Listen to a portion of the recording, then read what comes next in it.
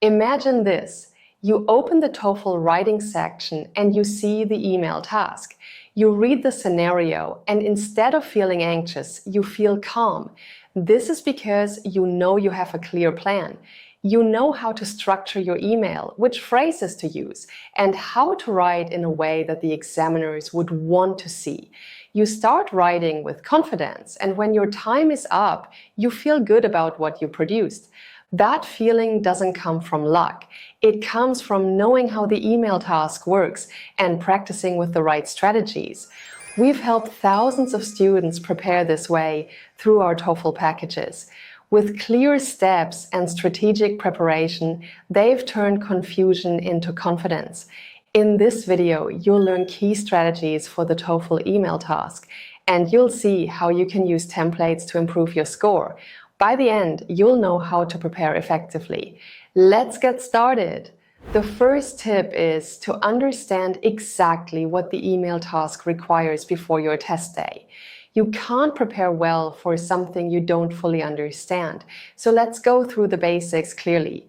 In this task, you are given a scenario and asked to write an email for a specific communicative purpose. That purpose might be to make a request, report a problem, or offer advice. The scenario tells you who you are writing to, and what the situation is. You are then given 3 bullet points, and your email must address all 3. You have 7 minutes to complete the task. The score for this task goes from 0 to 5. To score high, your response needs to be effective and clearly expressed. It should also show variety in your grammar and vocabulary, follow the social conventions appropriate to the situation, and contain very few language errors. One thing many candidates don't realize is that the email task is not just a grammar test.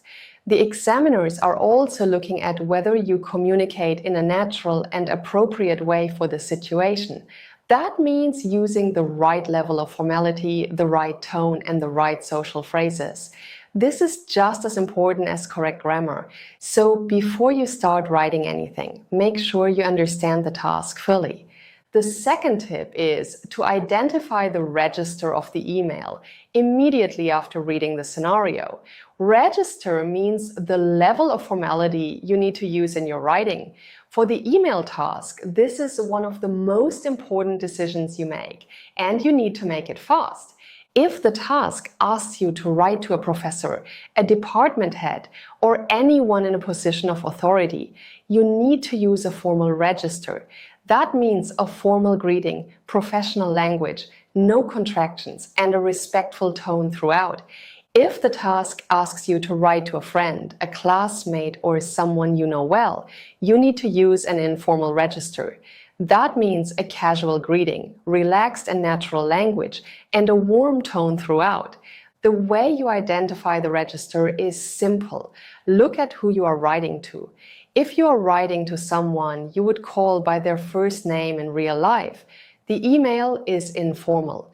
If you are writing to someone you would call professor, doctor, or Mr. or Miss, the email is formal.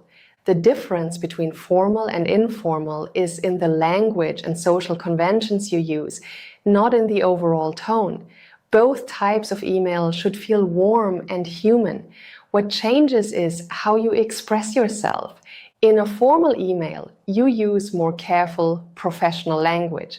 In an informal email, you can be more relaxed and direct. The examiners look at whether you can follow appropriate social conventions, and getting the register wrong can pull your score down. Identify the register first, and let that guide every sentence you write. Tip number 3 is one of the most straightforward, and yet it is one that many candidates get wrong. Address all 3 bullet points in your response. This is not optional. The task specifically asks you to cover each bullet point, and if you miss one or only half address it, your score will suffer.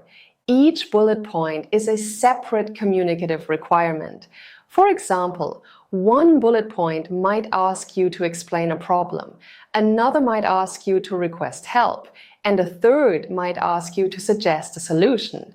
All three serve a different purpose, and all three need to appear in your email.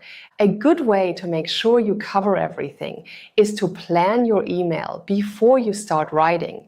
Spend a small amount of time reading through all three bullet points carefully and deciding what you want to write for each one. Then, as you write, mentally check off each bullet point as you complete it.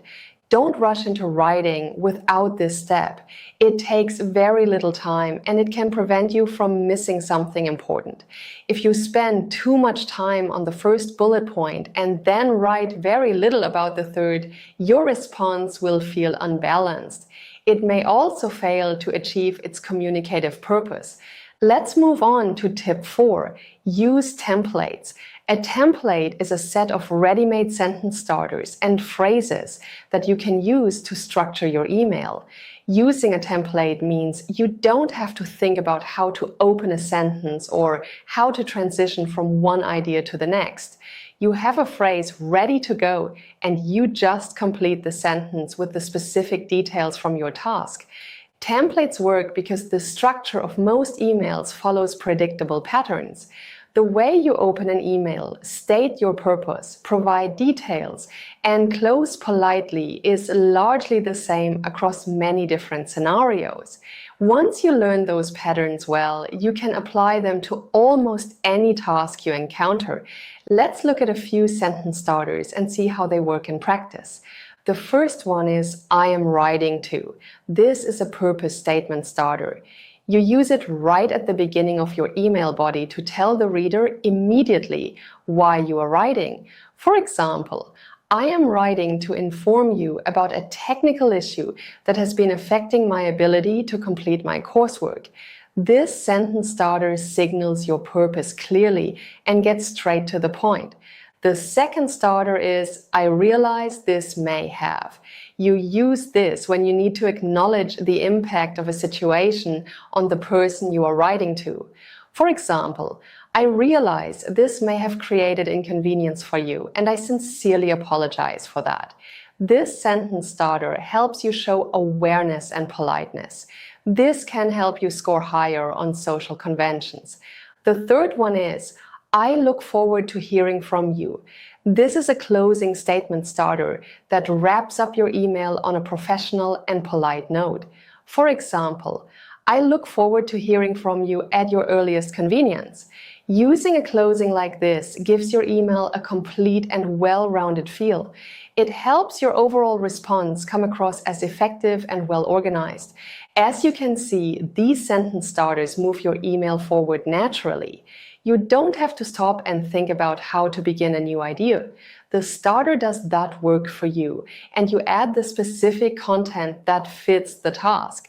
This is why templates can make a real difference to your performance in the email task.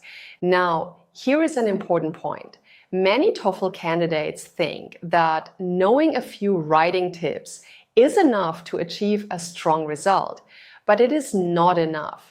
To do well in TOEFL writing, you need to understand what the examiner is looking for. For example, you need to use advanced grammar correctly and understand what makes a high-scoring answer. That's exactly what we teach in our TOEFL packages.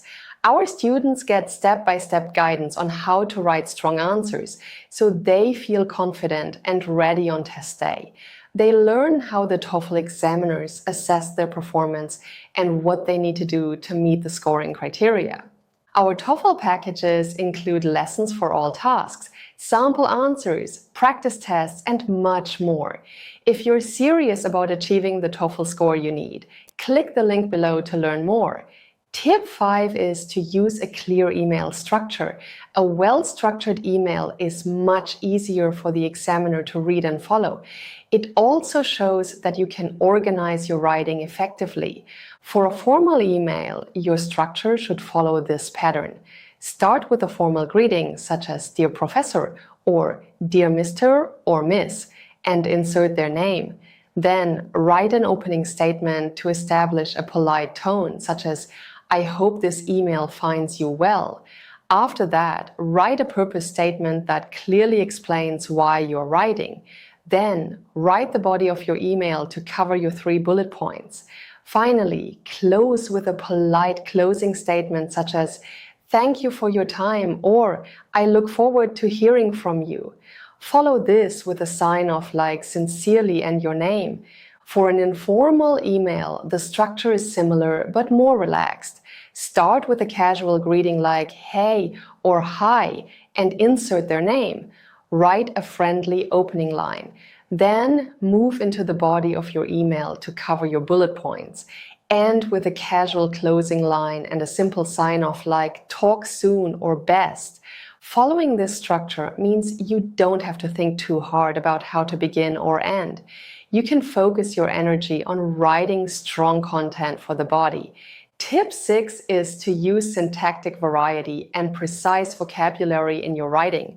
This is directly mentioned in the TOEFL scoring guide as something the examiners look for in a high-scoring response. Syntactic variety means using different types of sentence structures. If your sentences follow the same simple pattern, subject, verb, object, your writing will feel flat and basic. High-scoring responses mix simple sentences with more complex ones. That means using relative clauses, conditional structures, and passive constructions. You should also try sentences that connect ideas with subordinating conjunctions like although, since, because, and even though. Precise vocabulary means choosing words that are accurate and appropriate for the context, rather than just using the first word that comes to mind. For example, don't write "I have a problem with my room." Instead, write "I am experiencing a persistent issue with the heating unit in my dormitory room." Here's another example. Don't write "I'm sorry for what happened." Instead, use "I sincerely apologize for the inconvenience this has caused you." You don't need to force unusual words into your email. What the examiners want to see is that you can express yourself clearly and accurately with a range of vocabulary that goes beyond the most basic choices. Read your sentences back after you write them and ask yourself, is there a more precise way to write this? Another useful tip is to use elaboration. You can use this to support your communicative purpose. Elaboration means expanding on what you write rather than just stating the minimum. A response that simply ticks each bullet point with one short sentence will not score as high as one that develops each point with relevant detail. For example, if the bullet point asks you to explain a problem you're experiencing, don't just write "there is a problem with my internet." Elaborate by explaining what the problem involves, how long it has been happening, and how it is affecting you. For example, you could write, "For the past several days, my internet connection has been cutting out repeatedly during my online classes. This has made it very difficult to follow the lectures or submit assignments on time." The elaboration doesn't have to be long. 2 or 3 sentences per bullet point is usually enough to show that you are fully addressing the task. The key is to add specific, relevant details that make your message more complete and effective. By the way, if you want this channel to keep going, write yes in the comments, click like and subscribe. We only make videos that you actually want to watch. Tip 8 is to pay attention to social conventions throughout your email. Social conventions are the accepted ways of communicating and writing for a given situation. They include things like how you greet someone and how you phrase a request politely. They also cover how you close an email and how you express regret or appreciation in a natural way. The examiners specifically look at this when scoring your email task response. They want to see that you understand how to communicate appropriately in the situation described by the task. Getting the social conventions right is part of what it means to achieve the communicative purpose. In a formal email, social conventions include using polite and respectful language throughout. For example, when making a request, you should not simply demand something. Instead, phrase your request politely. For instance, I would be grateful if you could let me know whether there are any alternative arrangements available. When apologizing to a professor, acknowledge the impact of your actions and offer a way forward. You could write, I realize this may have created additional work for you, and I am happy to do whatever is needed to make it right. In an informal email, social conventions are more relaxed, but they still matter. Check in on the person before getting to the point. Show warmth in how you express yourself. End with something friendly rather than cutting off abruptly. One specific area where candidates often go wrong is in how they make requests in a formal context.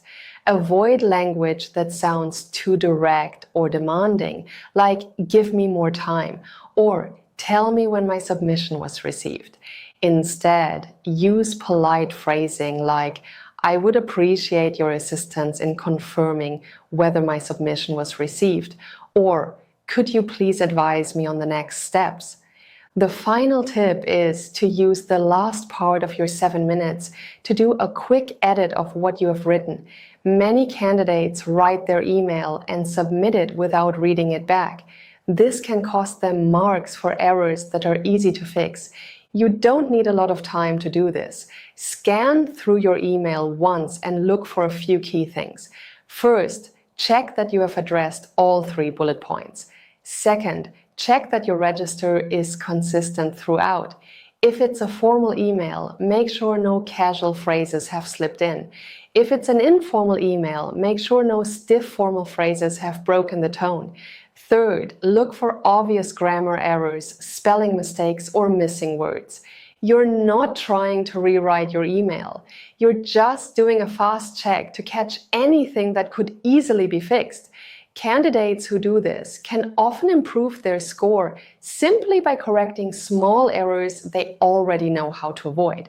That's it. These are 9 tips for the TOEFL email task. If you want expert guidance for your TOEFL preparation, check out our TOEFL packages using the link below. Our packages include step-by-step guidance, sample answers, practice tests, and other useful resources to help you feel confident on test day. I hope you liked this video. Don't forget to like, subscribe to the channel, and hit the bell icon so you're notified when the next video comes out. Also, share this video with your friends so they can improve their TOEFL score too. See you in the next video!